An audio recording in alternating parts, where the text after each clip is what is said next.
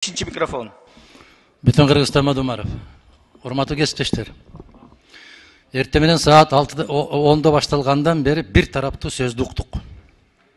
Экинчи альтернативдүү тараптуу угуп коелу да, могул жерде кесиптештер айтып атат, а башка документтер барбы деп. 6 сааттан бери болот, башталгандан берки бир тараптуу уктук. Менин да колумда 3 томдук архивдик документтер турат. Мына ол Саваттуу деген Усубалиев, Саваттуу деген Сүйүнбаев, Саваттуу деген Разаковтар айтышты азыр ошолор берип жиберген. Алар бир жер бербегендигин далилдей турган документтерим турат менин колумда. Өтүп кеткен залкар аксакалдардын атасына тийишпегиле алардын атына. Мага мүмкүнчүлүк бергиле, фракциянын жетекчиси катарында укугум бар, депутаттын укугу бар айланайын пикирин айтканга. Аны башты чайкап бергиле, бербегиле деп бул жерден аларды карабагыла, регламентти карагыла айланайында. Мен бир өзү айтып коеюнчу, Мустафа президент. Жок, сиз айтып атпайсыз, эртең менен бери бир жактуу деп. Сизге суроо берилди, сиз мага суроо бере албадыңыз, компромат боюнча. Мен сизден дагы бир жолу сурадым, Адаган Кимсанбаевич, суроо бербейсизби деп. Сиз болсо саясат эле сүйлөп турасыз. Эми дагы мүмкүнчүлүк берилбеди. Берилди го, каяка берилбеди сизге? Рахмат, Камчы Кыдыршевич. 5. mikrofon. Sizge mına dagı bir jolu. Нурлан Тургунбекович, мага мындай эмне кылбасаңар да. Мен депутат катары укугум бар да пикиримди айтканга.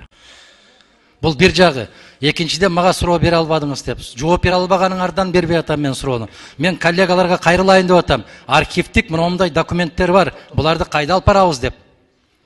Кыргыз өкмөтүнүн кабыл алган токтому бар.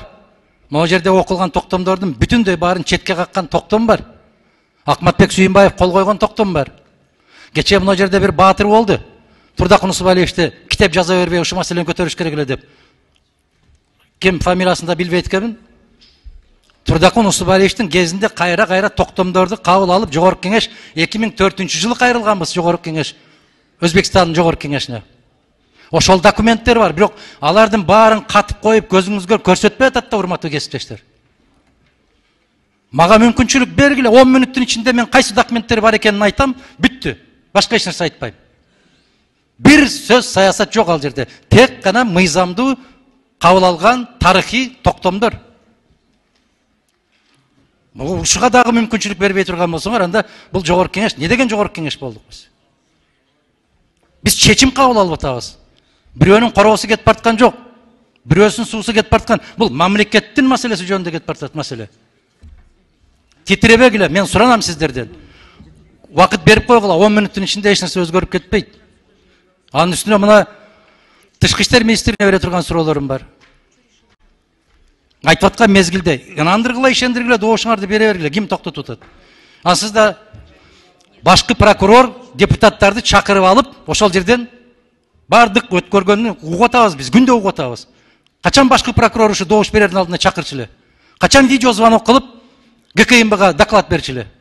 Мына ушул нерсенин баары биздин алдыбызда болуп атат. Мына жердеги отурган коллегалардын үстүндө болуп атат. Нурлан Тургунбекович, муну сиз коргошуңуз керек.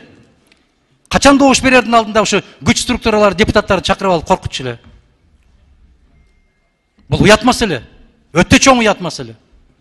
Бул да өтөт. Манас дагы ошол чоң казакка кетип бартканда топтолуп алып айтты эле. Убаданы бузганды көк урсун, жери төшүтүктү жер урсун деп убадалашып алып барган эле.